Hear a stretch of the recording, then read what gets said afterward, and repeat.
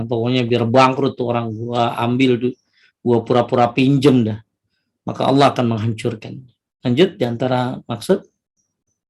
Di antara maksud hadis ini adalah barang siapa yang mengambil harta manusia melalui jalan hutang, lalu dia berniat tidak ingin mengembalikan hutang tersebut, maka Allah pun akan menghancurkannya. Ya Allah, lindungilah kami dari banyak berhutang dan enggan untuk melunasinya. Masya Allah. Tadi bahkan masih ada hutang enggan disolati. Dari Salamah bin Al-Akhwa radhiyallahu anhu, beliau berkata, kami duduk di sisi Nabi SAW, lalu datanglah satu jenazah, lalu beliau bertanya, apakah dia memiliki hutang? Maka para sahabat menjawab, tidak ada. Lalu beliau mengatakan, apa dia meninggalkan suatu? Lantas mereka merasa, ya tidak. Lalu beliau SAW menyolati jenazah tersebut. Ya, karena nggak punya hutang, disolatin sama Nabi. Ya, karena nggak punya hutang, disolatin sama Nabi. Datang lagi jenazah yang lainnya. Para sahabat berkata, wahai Rasulullah, salatkanlah dia. Lalu beliau bertanya, apakah dia memiliki hutang? Maka para sahabat menjawab, ya. Lalu beliau mengatakan, apakah dia meninggalkan suatu? Ya, dia menjawab, para sahabat, ada sebanyak 3 dinar. Lalu beliau mensolati jenazah tersebut, karena ada jaminannya.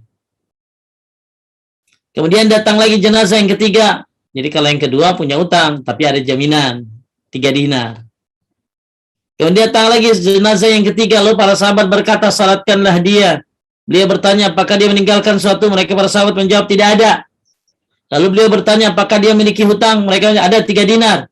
Beliau berkata, salatkanlah sahabat kalian ini. Lantas Abu Qatadah berkata, wahai Rasulullah, salatkan dia biar aku saja menanggung hutangnya. Kemudian beliau pun menyolatinya. Jadi Nabi begitu, kalau yang pertama nggak punya hutang, langsung disolatin.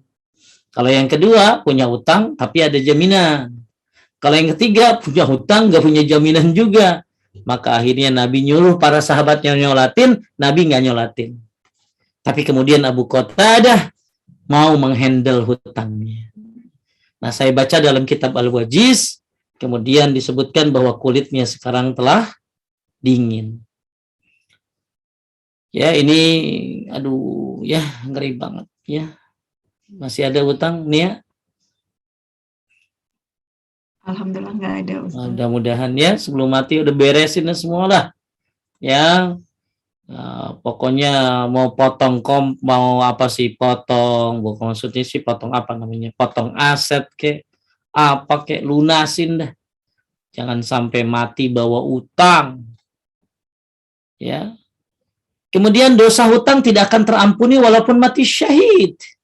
Mati syahid kan keren banget, Bu. Begitu dia ditebas darahnya, lehernya, jatuh darahnya, sudah terlihat surga oleh matanya orang yang mati syahid itu. Tapi gara-gara hutang ini jadi terhambat. Dari Abdullah, coba baca nih ya. Dari Abdillah. Dari Abdillah bin Amir bin Al-Ash, Rasulullah SAW bersabda, semua dosa orang yang mati syahid akan diampuni kecuali hutang. Oleh karena itu, seseorang hendaknya berpikir, mampukah saya melunasi hutang tersebut dan mendesakkah saya berhutang? Karena ingatlah, hutang pada manusia tidak bisa dilunasi hanya dengan istighfar. Saya kan udah tobat, Pak Ustadz. Saya udah tobatan nasuha. Lah utang mah kagak lunas, coy. Ya, lu baca Sayyidul Istighfar aja juga gak lunas-lunas utang mah. Nggak bisa utang dilunasi pakai zikir. Pakai tobat aja nggak bisa. Udah dibayar utang mah. Ya, maka hati-hati, gampang banget ya. Minjem sana, minjem sini. Aduh, gua nggak bawa cash nih, minjem ya. Hati-hati, catat. Lupa, aduh. Ya, lupa. Tahu-tahu gara cuma beli kaos kaki doang. Ya, lagi kajian lupa nggak bawa kaos kaki. Ini nanti ya. Catat. Udah pelupa kagak dicatat. Catat, jangan main-main tuh. Anda kalau nyatat hutang berarti mengamalkan Al-Quran. Surat apa tadi, Reri? Al-Baqarah ayat berapa? Putri, surat Al-Baqarah ayat berapa nih ya? 282 Ustaz ya. Oh, 282. Ya, paling panjang tuh ayat tentang hutang piutang. Tulis. Jangan main percaya. Banyak ibu udah gue percaya. Gak sedikit yang jadi urusan. Ya, jadi siapa yang nulis berarti dia telah mengamalkan Al-Qur'an. Ya, baik kita lihat. Nabi SAW sering berlindung dari berhutang. Ini dia tadi sudah dibahas tentang doa yang Allahumma inni a'udzubika minal ma'asam wal maghram. Kenapa ya Nabi sering berlindung dari itu? Karena kata Nabi, innar rajul iza gharima haddatsa fakadzdzaba wa'ada fa akhlafa. Kenapa Nabi berlindung dari hutang? Karena orang yang punya hutang itu ya sering berdusta, kalau janji sering ingkar. Al-Muhallab mengatakan, Lairi lanjut dalam hadis ini. Al-Muhallab mengatakan, dalam hadis ini terdapat dalil tentang wajibnya memotong segala perantara yang menuju pada kemungkaran. Yang menunjukkan hal ini adalah doa Nabi SAW ketika berlindung dari hutang dan hutang sendiri dapat mengantarkan pada dusta. Berarti segala perkara yang, jadi kalau kita mau ngutang tuh mikir ya, penting nggak? Ya penting nggak? Terus ini kelilit apa enggak nih? Ya kalau memang nggak penting, nggak usah gaya tapi ngutang. Gaya semuanya branded, ngutang. Nah ini yang susah hidup sederhana. Selalu orang kalau nggak ngutang nggak dapat atuh. Kalau nggak ngutang kagak punya.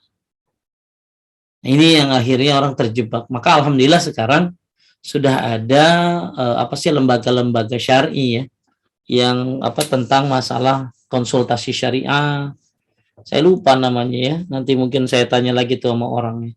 Jadi sekarang tuh Ustadz Erwandi bikin tentang konsultasi syariah ya, lewat tentang apa aja, termasuk mungkin ada lagi tentang pembiayaan ya. Sekarang banyak yang syar'i tapi supaya orang tidak terjebak dalam riba dan lain-lain. Adapun hutang Nabi Shallallahu Alaihi Wasallam berlindung darinya 3 bentuk hutang. Ya. 1, hutang yang dibelanjakan untuk hal yang dilarang oleh Allah dan dia tidak memiliki jalan keluar untuk melunasi hutang tersebut. Udah ngutang tapi dibelanjakannya di tempat yang dilarang. Main apa tuh kemarin yang lagi rame Putri? Judi online ya? Apa yang lagi kasus tuh apa sih? Binomo, Ustaz. Binomo ya? Ya sampai pada ngutang-ngutang itu. Ya, saya lihat pengakuannya ya, pengakuan orang yang main itu ya di sosmed, sampai dia ngutang-ngutang ya. Jadi ketagihan main judi. Mudah-mudahan tuh judi online-nya ditangkepin semua. Orang jadi berpikir gampang, kalau pengen kaya raya, pengen cepet, pokoknya 25 harus sukses. 25 harus jadi orang kaya. Nah, ya tujuan kita tuh hidup tuh ya supaya jadi orang bertakwa.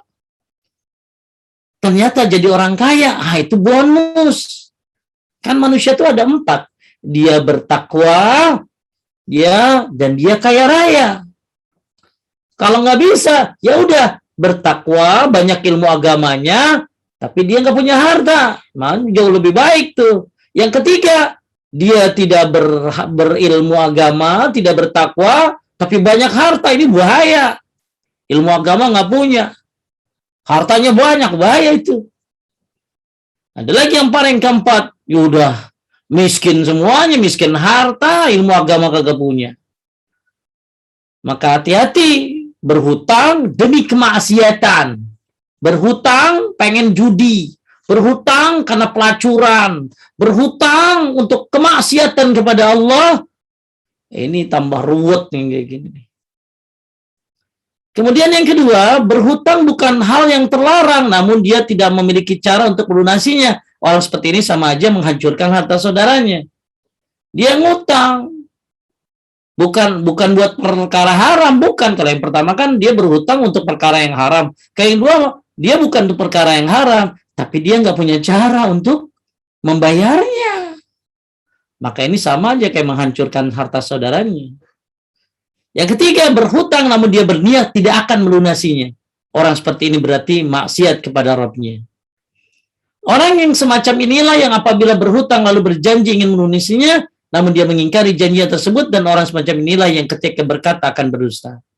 Itulah sikap jelek orang yang berhutang, sering berbohong dan berdusta. Semoga kita dijauhkan dari sikap jelek ini. Jadi kembali lagi, kita berlindung kepada Allah dalam sholat dengan membaca doa yang tadi, Allahumma inni a'udzubika minal ma'sam wal maghram. Ya, ini doanya nih. Ya, kalau Anda nggak hafal dari awalnya, ya udah Anda potong aja. Jadi misalnya Allahumma inni a'udzubika min adzabi jahannam min dzalil qabr min fitnatil mahya wal mamat syarri fitnatil masih dajjal. Nah, kemudian ada tambahin Allahumma inni a'udzubika minal ma'sam wal maghram. Jadi tambahinnya yang ininya aja nih. Ya, tambahin yang ininya aja nih. Saya chatting. Kan itu kan kalau panjangnya karena beda ya. Udah ada Ustadz di chat. Ibu tahu maksudnya yang potongannya. Oh iya. Iya, potongannya sudah ada di chat. Udah ada. Udah ada. Oh iya. Ya. Tuh, ya udah ada. Insyaallah ibu-ibu cepet amat ya. Udah tuh. Jadi kalau nggak hafal semuanya kan lafaznya beda itu kan. Lafaznya beda dengan yang biasa ibu-ibu hafal. Maka potongannya aja nih, Allahumma inni a'udzubika minal ma'sam wal maghram.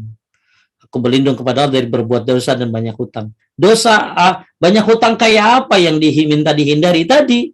Berhutang untuk membelanjakan pada yang haram. Alhamdulillah. Yang kedua, berhutang tapi nggak punya cara ngelunasin. Ini ngancurin harta orang. Yang ketiga, berhutang tapi nggak mau bayar. Nah, ini pencuri nanti nih. Dikumpulin sama para pencuri nih. Taib, kenapa Nabi SAW sering berlindung dari berhutang ketika salat? Ibnu Qayyim dalam Al-Faid mengatakan, lanjut dari Nabi. Nabi SAW meminta perlindungan kepada Allah dari berbuat dosa dan banyak hutang, karena banyak dosa akan mendatangkan kerugian di akhirat, sedangkan banyak hutang akan mendatangkan kerugian di dunia. Masya Allah. Jadi kenapa Nabi berlindung? Saking pentingnya bebas utang. Nabi berlindung baca doanya sebelum salam. Ya, bahkan digandengkan dengan apa tadi, fitnah kubur, ya kan? Fitnah Dajjal, ya, Dajjal. Ya, kenapa? Karena banyak utang itu bikin, kalau banyak dosa bikin rugi di akhirat. Banyak utang bikin rugi di dunia.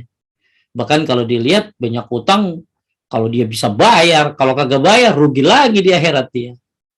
Ya, nah ini doanya. Kemudian berbahagialah orang yang berniat melunasi hutangnya. Lanjut, Putri.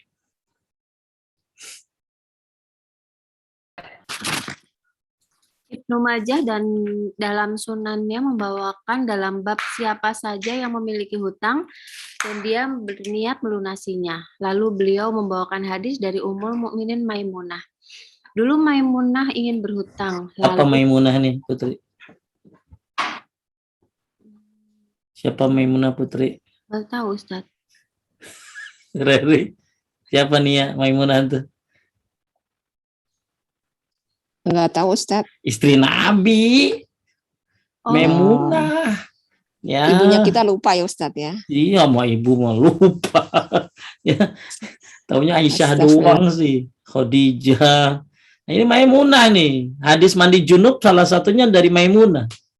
Ibu-ibu kan sering mandi junub sesuai sunnah kan? Nah, itu salah satunya dari Maimunah. Satu lagi dari Aisyah. Bukan Zainab ya, Ustaz ya? Yang lain lagi. Yang kaki ya itu yang kaki. Kalau Zainab yang kaya itu Zainab, ya. Lanjut, Putri.